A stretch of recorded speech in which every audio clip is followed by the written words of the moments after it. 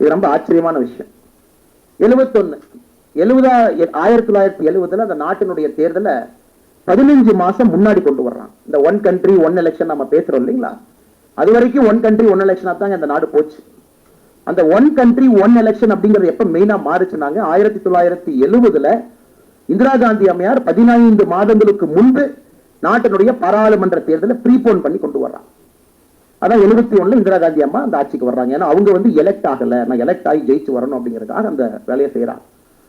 அதன் பிறகு இந்த ஒன் கண்ட்ரி ஒன் எலெக்ஷன் அப்படிங்கிறத டிஸ்டர்ப் ஆகி இந்த நாடு முழுவதுமே வேற வேற டைம்ல நாம எலெக்ஷன் நடத்த ஆரம்பிக்கிறோம். அதற்கும் இந்திரா காந்தி அம்மையார் காரணம். அதன் பிறகு பாருங்க, ரொம்ப ஆச்சரியம் பாருங்க, 1971 எலெக்ஷன் ஜெயிக்கிறாங்க. அந்த எலெக்ஷனுடைய கோஷமே வந்து கரிபி ஹட்டாவ், இந்தியாவில் இருக்கக்கூடிய ஏழை மக்களை நாங்கள் ஏழையை அகற்றுவோம் அப்படின்னு.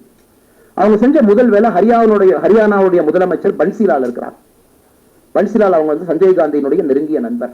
பன்சிலால் செஞ்ச முதல் வேலை ஹரியானால 297 ஏக்கர் விவசாயிகள்ட்ட நிலத்தை பிடுங்கி மாருதி அந்த கம்பெனியை கொண்டு வர்றாங்க. நல்ல நான் வச்சுங்க, மாருதி கம்பெனி என்பது கவர்மெண்ட் ஆஃப் இந்தியாவுடைய கம்பெனி, இந்திய அரசனுடைய நிறுவனம்.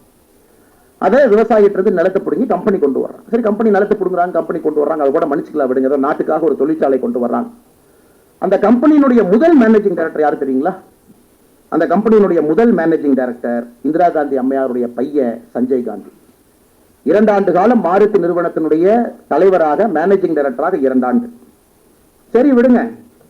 சஞ்சய் காந்திக்கு அப்புறம் அப்ப எப்படி சம்பாதிக்கிறாங்க அப்படின்னா, அப்பெல்லாம் கார் பாத்தீங்கன்னா அட்வான்ஸ் புக் பண்ணும், முதல்ல பணத்தை கொடுத்தா தான் ஒரு மாருதி காரை தயார் பண்ணி கொடுப்பாங்க. அதெல்லாம் பெரிய குளறுபடி நடந்து அந்த கம்பெனி டேக் ஆஃப் ஆகாம, ஏன்னா சஞ்சய் காந்திக்கு வேற ஒரு வேலை இருந்துச்சு.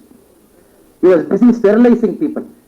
யாருக்கு குழந்தை பிறக்கக்கூடாது என்பதற்காக அந்த வேலையை செஞ்சுட்டு இருந்தார். போர்ஸ்ஃபுல்லா பெண்களை கொண்டு வந்து அவர்களுக்கு குழந்தை பிறக்கக்கூடாது என்பதற்காக சர்ஜரி பண்ணிட்டு இருந்தார். அதனால மாருதி கம்பெனி கொடுக்க வேண்டிய கவனம் அவர் கொடுக்காதனால அந்த கம்பெனி கிட்டத்தட்ட திவால் நிலைமையில போச்சு. இதெல்லாம் எதுக்கு நான் சொல்றேன் அப்படின்னாங்க, இந்த குடும்பம், காங்கிரஸ் இது எப்படி இருந்தது என்பதை நாம் உணர்ந்து கொள்ள வேண்டும். இதெல்லாம் எமர்ஜென்சி வருவதற்கு முன்னாடி இந்த நாட்டில் எப்படியெல்லாம் ஆட்சி நடந்தது. இன்னைக்கு பாரத பிரதமர் நரேந்திர மோடி அவர்களை பாற்றி கை காட்டி காங்கிரஸ் கட்சி கேள்வி கேட்கிறாங்க. அவங்களுடைய வண்டவாளம் 1959 நாம் புரிந்து கொள்ள வேண்டும், எப்படி இந்த நாட்டில் ஒரு ஜனநாயக நாட்டில் எப்படி ஆட்சி நடத்தி கொண்டிருந்தார்கள் என்பதை நாம் புரிஞ்சுக்கணும்.